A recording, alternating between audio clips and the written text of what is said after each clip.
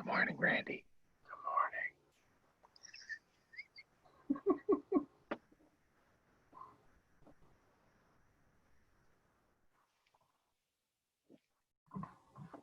All right. Good morning, everybody. The Zoom room is filling up. Good to see some familiar names here with us this morning.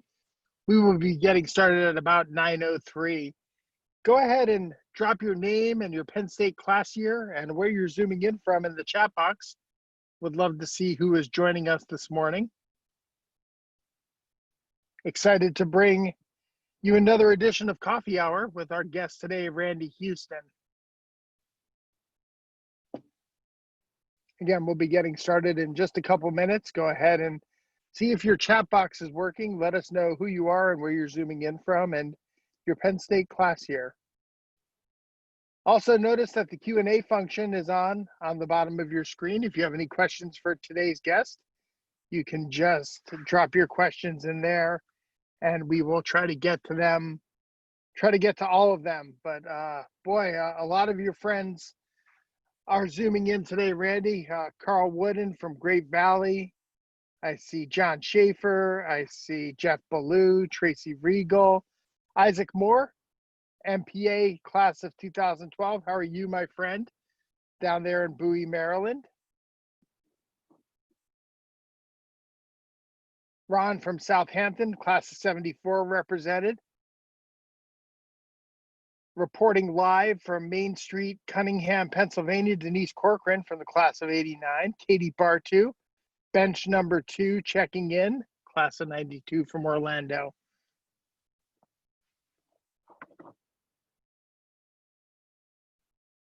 I see Josh, I see Mark, I see Chris Waldron from Bowie, Maryland.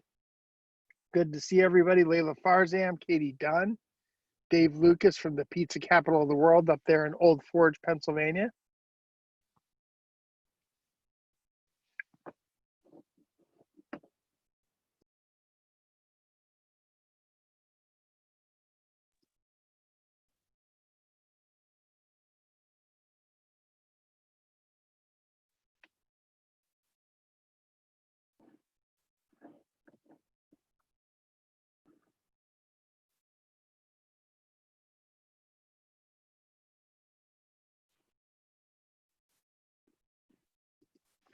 Where else would you rather be than a Zoom full of Penn Staters?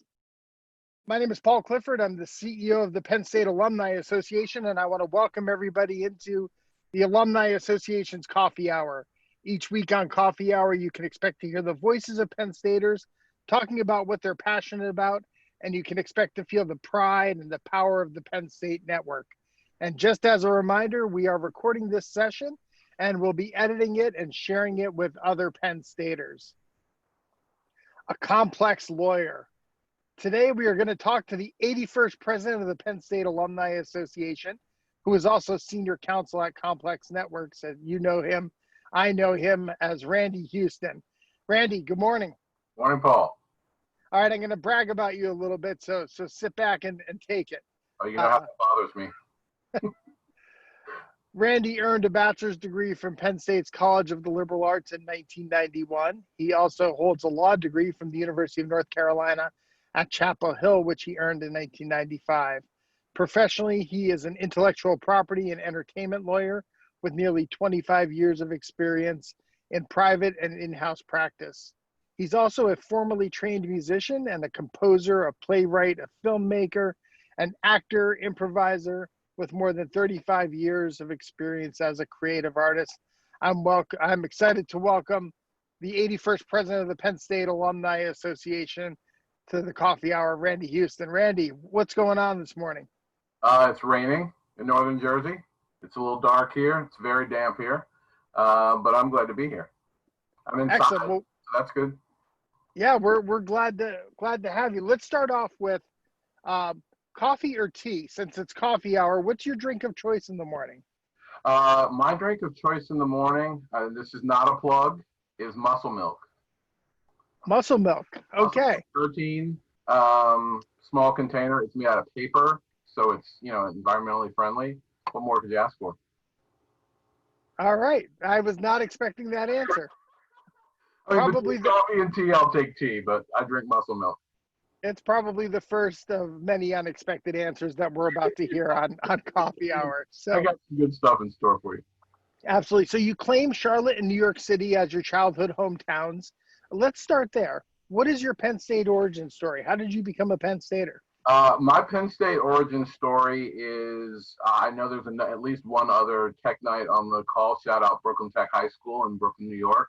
I went to Brooklyn Technical High School, one of the specialized science high schools in New York City, and was an architectural engineer. And so, bottom line, I was looking for the best, or at least one of the best engineering schools in the Northeast. I was not bright enough for MIT. So I looked around, and Penn State just had everything I was looking for. So that's how I ended up here. It's not exciting or romantic, but that's the practical way I ended up here. So you got to Penn State. How long were you an engineering major? 3 or 4 days, probably. I was an engineering major through my freshman year, technically. I probably knew I was getting out of engineering by the end of the first semester. And what did you change your studies to? I went. I don't even know if it exists anymore. I went DUS temporarily because that was kind of the holding pattern for people who were undecided, and ultimately changed to liberal arts and pre-law. Excellent. So while you were a student here at Penn State, what were you involved in? What activities were you focused on? Well, I like to think of my time at Penn State as freshman year and other. So freshman year, my involvement was pretty much not studying. That was everything but studying. I wasn't really in any organized groups on campus or anything like that. Beyond freshman year, I got involved pretty heavily with, first and foremost, I was one of the original co-founders of SMART, the Student Minority Advisory Recruitment Team. Shout out Jeff Ballou, who I know is on watching with us. One of my co-founders. We founded that organization technically 32 years ago through the Minority Admissions Office. That I'm very proud to say that organization is still alive and well, but we worked really hard on getting that group up and running. I was an RA in good old Heart Ramped Hall. Shout out Heart Ramped. I know there's some Heart Ramped people on the call. Gosh, what else did I do? I sailed, interestingly enough. I wasn't on the team or anything, but I sailed while I was at Penn State. I took some electronic music classes. You know, this is my milieu now. I was involved in a lot extracurricular, but not necessarily clubs or organizations or anything. But SMART was the big group for me. All right. Well, next time I see you, I'm going to greet you with a "Hey, sailor." Please, I'm not sure if I want you to do that or not, but I'll say please do for now. Yeah, I have to keep reminding myself that there's other people watching us have this conversation. That's right. That's right. Constant reminder. So when you change majors and change over to the College of the Liberal Arts, did you have law school in mind at that point, or when did you hone in on, maybe you want to seek a profession in the law? Yeah, that was pretty much immediate. Those of you that know me, and there are a few people on the call, on the coffee hour that know me, I've been a musician since I say 10 years old, but I think I got my first guitar when I was 7 years old, which I still have, interestingly. But music's always been more than a passion, but not quite a career for me. And so when I decided I wasn't going to be an engineer, there was nothing but music. And it was a question of whether I'd become a professional musician or do something business related to music. And I decided that I probably wanted to be an entertainment lawyer. And I had an internship when I was a Penn State student that tipped me off that that's definitely what I wanted to do. So the road was pretty clear from about midway sophomore year on. This is the Penn State Alumni Association's Coffee Hour. I'm Paul Clifford. I'm joined by Randy Houston. He is the Senior Counsel for Business and Legal Affairs at Complex Network. So, Randy, a lot that I want to get to here as we peel back the layers of the onion that make Randy Houston the man that he is. There's a law career that I want to talk about. There's your work as an artist and a musician and playwright. And I also want to talk about your service to Penn State. So let's start with your professional career and let's Okay. stick with the law. So you graduated from Chapel Hill in 1995. Where did your professional career take you after that? The exciting and well, I'll say cosmopolitan city of Harrisburg, Pennsylvania, which for those of you who know Harrisburg now, Harrisburg was not 25 years ago what it is now. I got recruited directly from Carolina by not a Penn State grad, but someone who had Penn State grads in his family. It wasn't where I thought I would end up, but I wanted to come back to Pennsylvania, start my career. Didn't necessarily want to go to Philly, didn't know Pittsburgh, and certainly didn't love it the way I love it now. So Harrisburg was kind of a nice choice for me. It's still one of my many homes. It was a great start for me. And from Harrisburg, where to? From Harrisburg, because I'm primarily an intellectual property, trademark and copyright lawyer, in those days, intellectual property law was very hot, but it was hard to get a really great job as an intellectual property lawyer if you weren't a patent lawyer. And had I completed my engineering degree at Penn State, I probably would have become a patent lawyer, but I didn't. And so it was hard to practice even what we call soft IP, which is copyright and trademark law, if you weren't a scientist or patent law eligible. So I got recruited to a law firm in Austin, Texas, that had a designated trademark group of, non-scientists who were trademark lawyers first and foremost. And that's what I've been training in. And I went there and I've never looked back. That was one of the best moves I ever made in my life. So one of the things that's interesting to me is how your law career has had many intersections with the other passions that you have in your life. You've talked about getting your first real six string. I'm sure you bought it at the Five and Dime as a 7-year-old there. I think my dad did. Okay. Talk a little bit about those intersections and kind of your kind of parallel life as an artist and a performer and a creator, if you will. Sure. So my music life music is what drove me to law school. It wasn't even performing arts broadly. It was specifically music. When I was practicing in Harrisburg, central Pennsylvania in the mid 90s, was really kind of a hotbed of modern rock and I'll say indie rock. Fuel came out of Harrisburg at that time. I actually got to work with those guys, which was very interesting. We had Live out of York at that time. We had Local H out of central Pennsylvania. So central Pennsylvania was oddly hot at that time. And so it gave me an opportunity to work in my favorite genre, which is rock, at a time when I didn't really expect, and particularly in a place when I didn't really expect to be working on live music. There was also a live music South by Southwest like conference that started in Harrisburg, I think in 95 or 96. I think it was called Millennium. And I spoke at one of the first speakers at one of the first Millennium conferences, and that continued for a while. And then, unbeknownst to me, years later, when I moved to Austin, Texas, I actually got to speak at the actual South by Southwest because I got into what was then a very new thing in the late 90s, digital music, which we all know now is MP3s and iTunes and Spotify and all that kind of stuff. That was all very, very new in the late 90s. And I unintentionally got to be one of the leading legal experts in the country and maybe even the world on digital music. And so I was traveling around the country, traveling around the world, giving these presentations. We were all sort of making it up as we went along back then. But it was a very fascinating intersection of law and music. Fast forward, probably another 5 years, I was so done with music law that I didn't then and still don't really represent musicians because we're hard to work with. We can be very hard to work with. But yeah, it's driven my career. Now that I'm at Complex, I don't work so much directly with musicians on legal matters, but I sort of hobnob a little bit, so that's cool too. Absolutely. I'm not sure if I ever shared this with you, but Ed Kowalczyk was our neighbor when Jenny and I lived in Lancaster. Their studio and his apartment was right next door to ours, in the building next door to ours. I'm not sure you've ever told me that. No, lightning was crashing.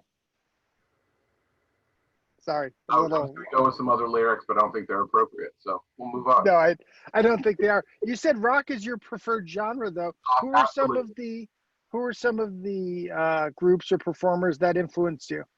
My biggest single influence, and again, a lot of people on the call know this, is Prince. I am a diehard. Not even. I'm so far beyond a fan of Prince. I'm more of a student of Prince, and his songwriting and his performing and every aspect of music is present in his career, and there's so much to learn from. I think my most favorite contemporary band, taking a hard right turn, is Radiohead, because it's just so they're so experimental, and they put on a great live show. I've seen them live as well, but just so experimental and so different. And I'm all about, whether it's in music or anything else, I'm all about creativity and people just branching out and trying new things. So yeah, I'd say, folks like that, Stevie Wonder, Joni Mitchell, you know, and then, I can't deny my love for hip hop. I grew up in New York in the 80s Right. when hip hop was, essentially born or was coming of age. And so old school hip hop has a very special place in my heart. It's not my favorite music, but an incredibly special place in my heart. That's amazing. I can attest to your love of Prince. I was on the trip to Minnesota, your pilgrimage, if you will, to see kind of where Prince did his thing, and actually, I believe extended your trip for another day I just did. to do the whole like Minnesota or Minneapolis Prince tour. I did. I did. It was special. It was very, very special. Amazing. So in 2014, so that's just your music career. But in 2014, you made a really big career decision when you decided to leave your legal work, or maybe that's not exactly right. At least you put your legal work to the side and made that your secondary career as you pursued a primary career as a creative artist and playwright. And talk about that shift in your work, your professional work, to the more creative side.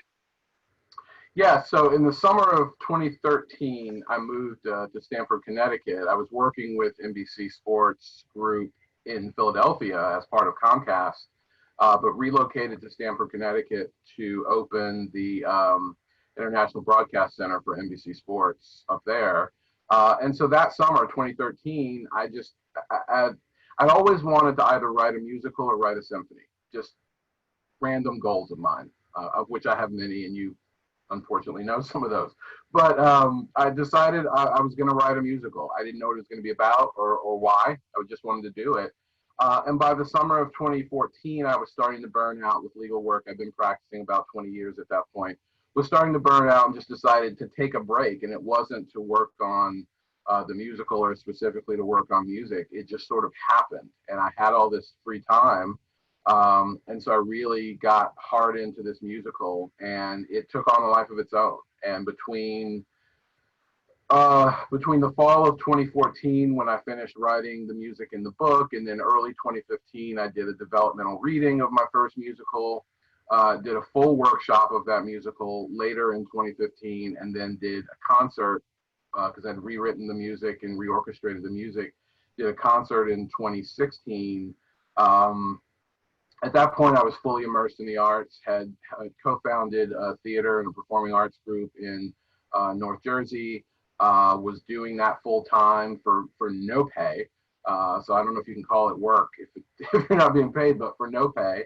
And about the end of 2017, that was sort of wearing thin, and I decided it was time to start looking to go back to work. But yeah, it was a fascinating detour, and I'm on sort of another detour right now because I'm writing and developing my second musical. So tell us a little bit about that second musical, and more importantly, are you writing a role for me?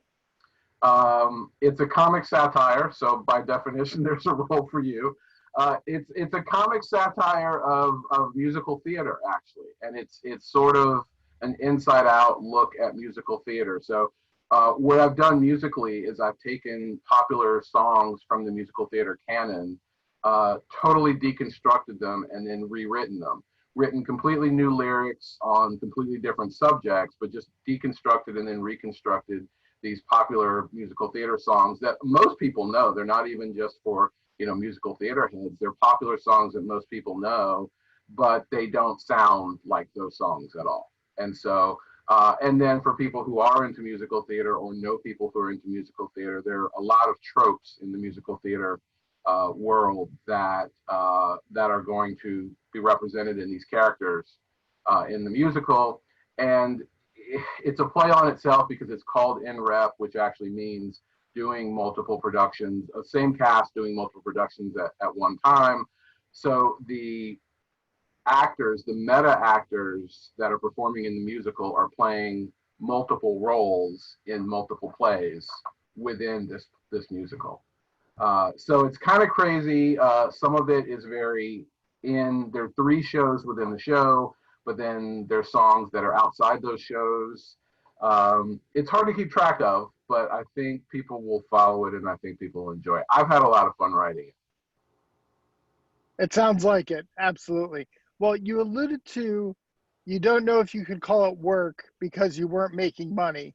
And I would argue that you absolutely can call it work if you're not making money, because we're about to talk about the next layer of the onion, and that's your volunteer experience with Penn State, which I know from time to time probably feels like work, and of course you're not getting paid for that. But talk about your volunteer experience with Penn State. For more than 15 years now, you've been giving back to your alma mater as a volunteer, whether it's with the College of the Liberal Arts or as a mentor, or now with Alumni Council and in your current roles.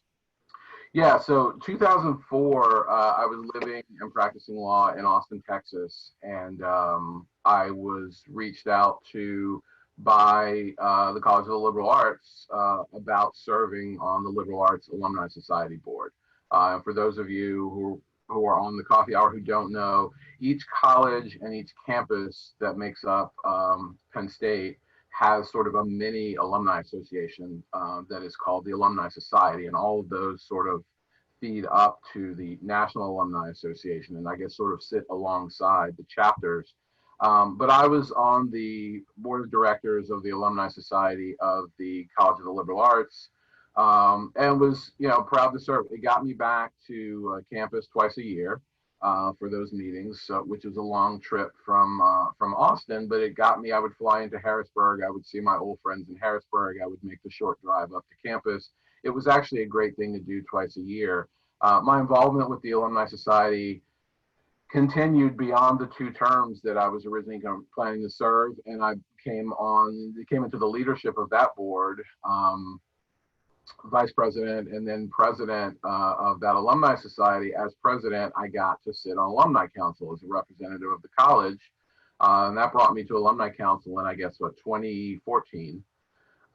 And the rest is history. Once those 2 years were up, I knew that I wanted to stay on Alumni Council. I wanted to stay involved with the university and the Alumni Association at that level. And I ran for a seat and was successful, and then was appointed or asked to join the executive board. And that played out into me being nominated for vice president, 4 years ago now.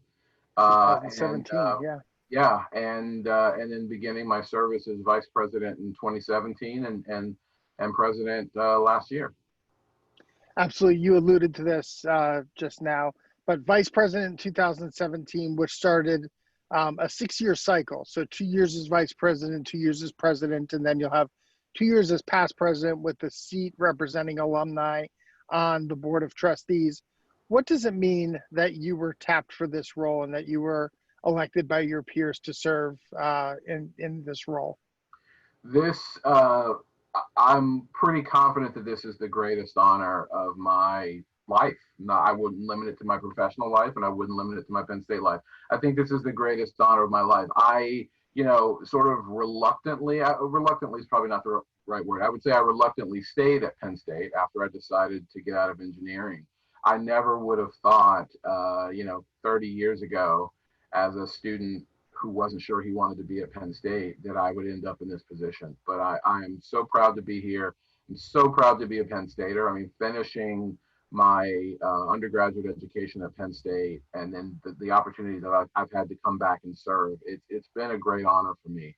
And being nominated to this position, I was nominated without, submitting my own name. It was, someone surprised me and nominated me. The honor started then, and it just hasn't stopped. And I'm sure it won't stop even after I roll off the board of trustees in 3 years. It will continue to be a source of pride and honor for me. So, Randy, you're also the first African-American man to hold this position. What significance does that hold for you? Well, it says to me, as I said, when I came to Penn State in '87, there was a lot going on, not the least of which was African-American students were really starting to demand fairer and more equal treatment. And for me, coming from New York in an incredibly diverse high school, that was new for me. Obviously growing up in the South and being from the South, I knew about inequity, and I knew about disparity, and I knew about discrimination. But being a brand new adult and experiencing that, and people speaking out and being vocal about their feelings and the things that they felt like they were entitled to was new for me, and it was eye-opening. And so again, fast forward 30 years, for me to be only the second African-American president and the first African-American male to hold this role, it's an honor, but it also comes with a great deal of responsibility. And in current times, who could have imagined that the first black male president of the association would be serving at a time like this in our society? It's incredible to me to balance my role as the president for all Penn State alumni, but also to recognize that there's a special significance for not just African Americans, but people of color. We belong at Penn State. We belong in the Penn State family, and that I'm proud to be able to represent that. But I'm such a small part of it. Such a small part. This is the Penn State Alumni Association's Muscle Milk Hour. I'm with the 81st president of the Penn State Alumni Association, Randy Houston. All right, Randy, you're no stranger to coffee hour, so we're going to have a little bit of fun here with our lightning round. Okay. So I'm going to throw a couple quick things at you, and you just give kind of the first response, okay? Favorite concert you've ever attended? My favorite concert was Radiohead at Susquehanna Bank Pavilion in 2012 or 2013. Unbelievable outdoor show, lights. It was the best concert I've ever been to, and I've probably been to 400 concerts. Wow, that's amazing. How about your favorite Broadway show? That's a tough one. That changes by the day. I will say, because it will always be one of my favorites, Passing Strange, which was a very short-lived musical by a guy named Stu, who, if you look at him, kind of reminds you of me. Brilliant musician. It's semi-autobiographical. Spike Lee, because it was such an impactful musical, but stayed on Broadway for such a short period of time, Spike Lee actually filmed the last 2 or 4 performances and made a movie of the show, which is available. I know it's available on Amazon Prime, but it's just phenomenal. It tells such an incredible story. It's a musician's story. It's a black story, but it's also a human story.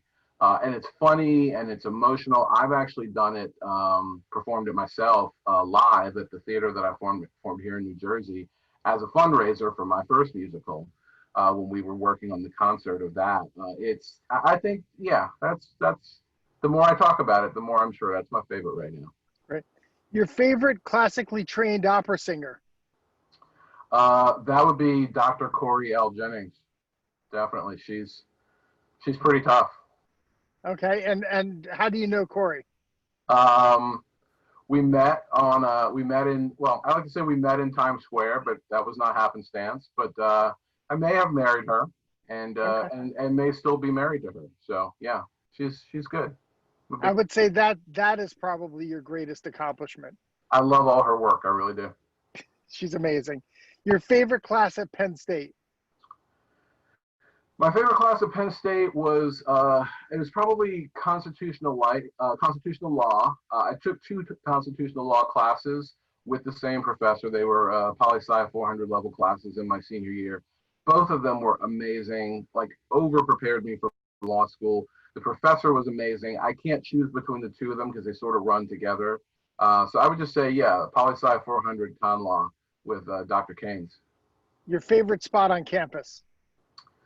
My favorite spot on campus. I think I've said before Eisenhower Auditorium, just because, yeah, I'm going to stick with that. I have seen so many diverse and just impactful performances from Bishop Tutu speaking, and I think 1990, probably 90, 91, Bishop Tutu speaking early on a Saturday morning. I saw my first official opera there, Marriage of Figaro, to the closing party for the last campaign. They had a huge performance there that was spectacular. So yeah, just so many performances, so diverse, and all just representing different aspects of my Penn State experience. That's amazing. Archbishop Tutu spoke at Jenny's graduation when she graduated from college, and I was struck by how funny he was. Very funny. I laughed a lot, but I remember even as a 20-year-old crying because he was just so powerful. It was amazing. Yeah. Now, I asked you about your favorite spot, and you said Eisenhower. Is that also your favorite building on campus? No, I think my favorite building on campus, and this is going to sound like a shameless plug, but right now my favorite building on campus and the one I'm missing the most is Hens Family Alumni Center.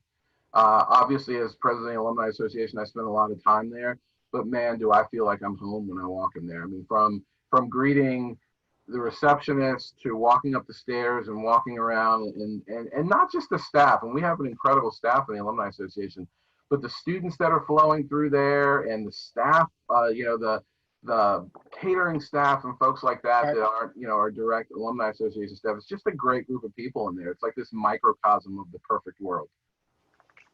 Your most unusual "we are" moment. You hear people talk about going through an airport and having "we are" yelled to them from across the way. What's your most unusual "we are" moment? I've had some unusual Penn State encounters around the world, and I think I have two, one on campus and one off campus. The off-campus one was I was walking through, and I think I have a blurry photo of it somewhere. I was walking through a marketplace in Marrakech in Morocco, and I look over, and there's a guy wearing a Penn State jacket. And I don't think he was a tourist. I think he was, from a local Moroccan. I don't know where he obtained it, but he was walking fast and walking away from me, and it was too fast for me to catch up to him, which is why I have this blurry photo somewhere. But that amazed me because Africa was my seventh continent, so I've been to all seven continents, and I think I've seen some reference to Penn State on all seven continents, including Antarctica.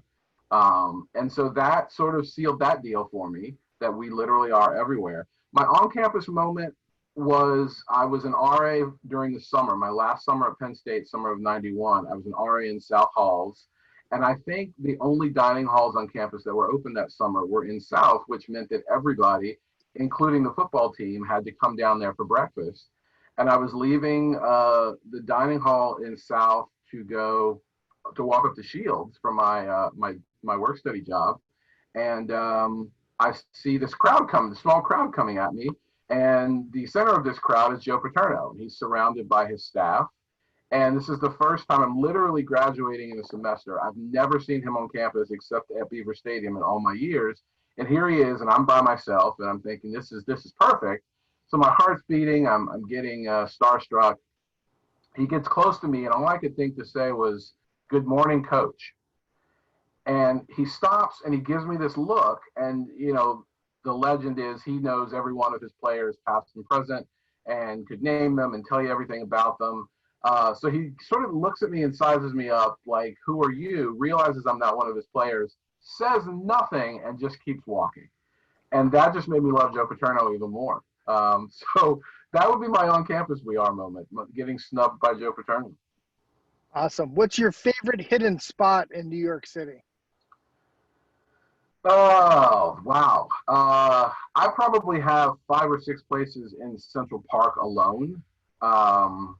Hidden spot. God, I don't even know how you mean that, Paul, and I'm afraid to answer that certain ways I could answer it. So uh, I'm going to say I have several of them, and I'm going to be vague and leave it at that.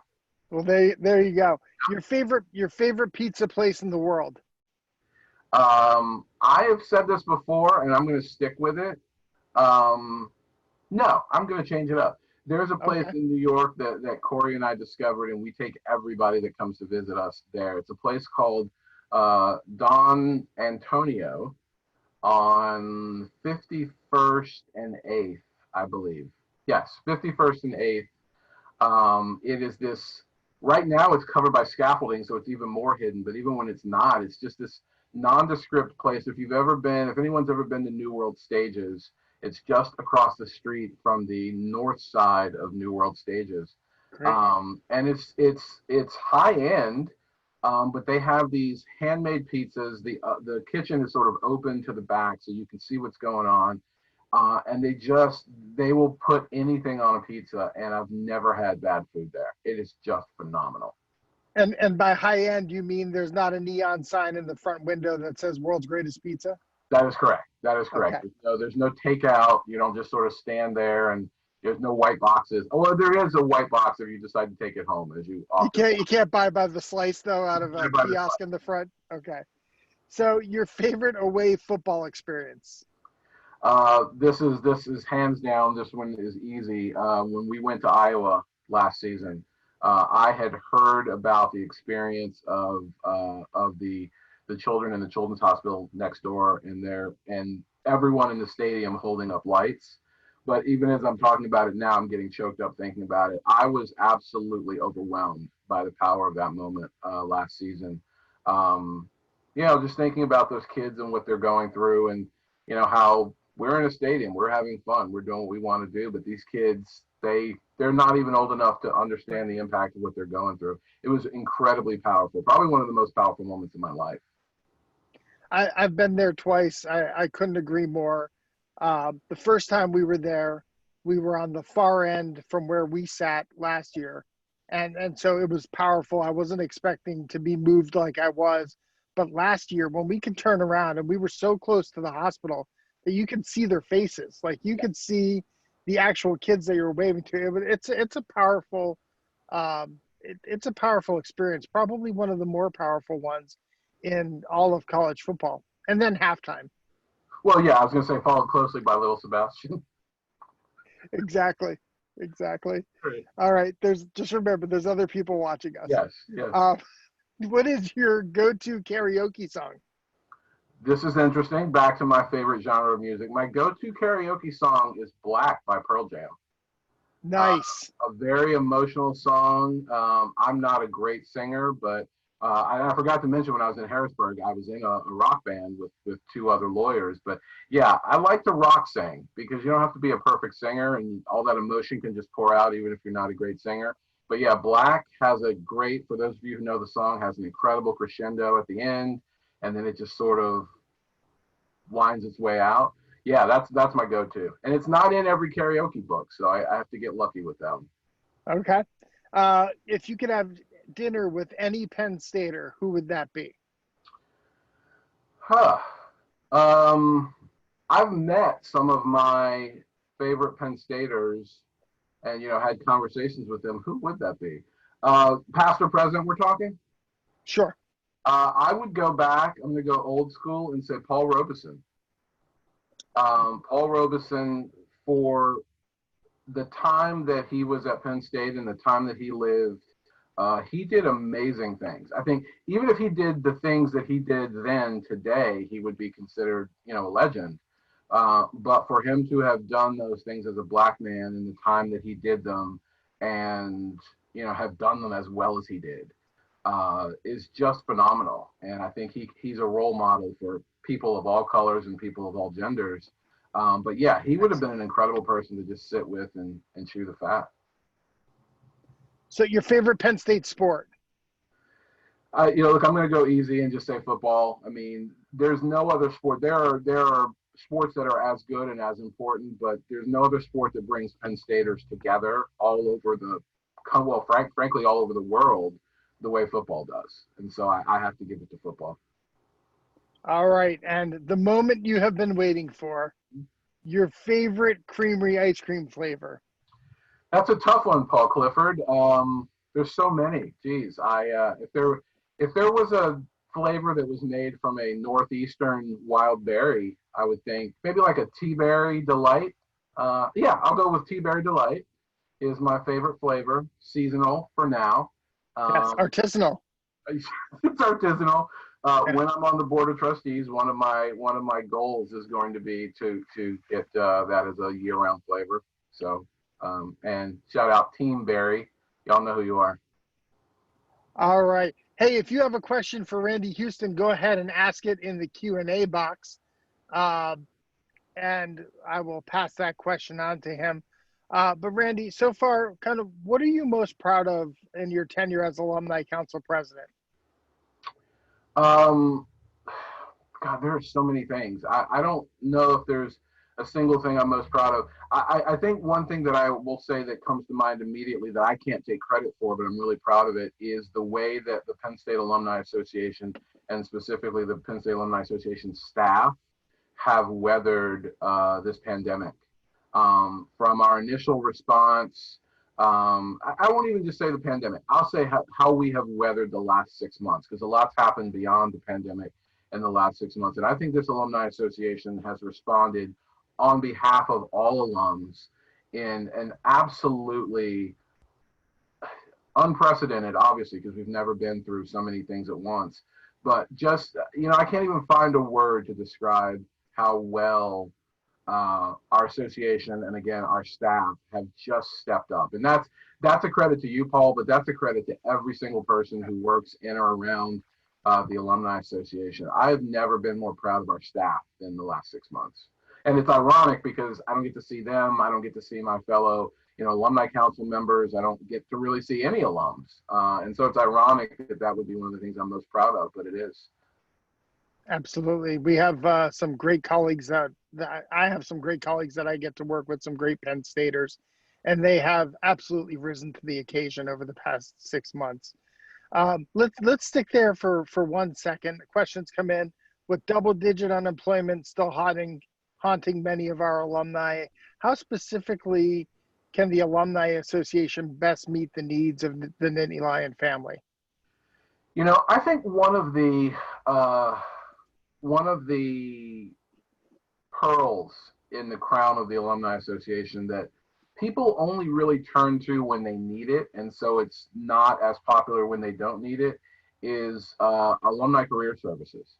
Um, Cheryl Bonner and her team are phenomenal, and they're phenomenal all the time. They rise to every occasion, and they're even more phenomenal in times like this. But I think that that is a benefit of membership in the Alumni Association. That again, when you're employed and things are good, you're not really thinking about needing career services or what career services does. But I think to a person, everyone who's had to turn to career services in the last, 6 months or a year would absolutely applaud what that squad of people is doing. And I think we always talk about the power of the Penn State network and how almost every job I've ever gotten, there's been a Penn State connection. I think every job I've ever gotten in my professional life. And everybody that's turned to or used Alumni Career Services at any point would just give it a glowing recommendation. And, it's good when people don't need it, right? It's ironic that something's so good and you only need in times of dire need. But that is probably the biggest way that the Penn State Alumni Association can help Penn State alums in the face of great financial need, or particularly in the face of job loss, or just needing to find a better career or make other choices in their career. So that's one way that we can do it. I know that we do a lot, despite being an alumni association, we do a lot for current students. But I like to think of the Penn State Alumni Association as the face of the Penn State family, or the face of the Penn State network. And I believe that anything and all things are possible through the Penn State network. And that sounds hokey, but man, everybody listening to this probably can vouch for. You can do anything with a couple Penn State connections. You can reach just about anybody with a couple Penn State connections. It's really amazing. So yeah, in dire times like these, with the times that are very dire for a lot of Penn Staters and a lot of other people, there's a lot I think the Alumni Association can do in a lot of different ways. Absolutely. Alumni Career Services is a centerpiece of our program. It's a signature program and one that has helped many alumni over the years. But I'll also echo what you said. For 150 years, the Alumni Association has been serving this institution and serving our alumni. And it has been that commitment to the network and cultivating the network. If we weren't continually investing and making sure that the network was strong for all of those years, it wouldn't be where it is today to respond to the needs of Penn Staters like it has. And so Alumni Career Services, the strength of the network, you mentioned that it is a member benefit. I know that under your leadership, we decided to make membership for free for 3 months to anybody who requested it, so that we took away the barrier of being able to afford membership to get access to those services. You know, the work that we did on the Lifting Up Lions page, where we took resources from all over campus, whether it's a small business institute or emotional and mental health resources, put it all on one website where alumni who are going through a tough time can access career services and access some of those other services that are available, all under your presidency. And probably, like it or not, it probably wasn't your intended legacy when you stepped into this role, but the resilience and the responsiveness of the Alumni Association during this period, I think, will ultimately shape your legacy as the 81st president of the Alumni Association. I would be indefinitely proud to have that as part of my legacy. It just, no one expected this, and Penn Staters, I believe, as a group, will come out of this maybe better than before. But and just adding to what we were talking about, Paul, I did by no means mean to sleep on the chapters and the Right. the various alumni groups that we have. I mean, as part of the network, they're absolutely invaluable. Shout out to New York City chapter, the North Jersey chapter, the Central Jersey chapter. But just that bringing together of Penn Staters, there's so much more than watch parties. If you think that the chapters are just an opportunity to get together and watch football, you're missing, the iceberg, right? You're just seeing the tip of the iceberg. Absolutely. And on this call, Vegas is represented, and Shout out Vegas. represented, and a lot of our chapters all around the country have representatives tuned in to hear from you, the president of the Alumni Association. So, Randy, we've all watched what's going on in our country, right? We've talked about COVID-19 and the impact that has had on not only our ability to offer program services and communications to alumni, but there's other movements going on around the country in regards to the Black Lives Matter movement, for example. How can alumni in particular, how can alumni stand up to support the Black community in regards to what we're seeing in terms of social injustice and the Black Lives Matter movement? What are we doing as an alumni association? What can we be doing as individual alumni to support all Penn Staters? Well, I think the Alumni Association is doing some great things. I think the university is doing some great things and putting together these various panel discussions just to get people talking. This is something, I think that some of the problems that we're having with social injustice and racial inequity around the world, but certainly in this country, are happening because there's certain things that people have been taught, people on all sides have been taught, you just don't talk about those things, right? And so when you don't talk about something, bad things tend to get worse and good things tend to just kind of sit as they are.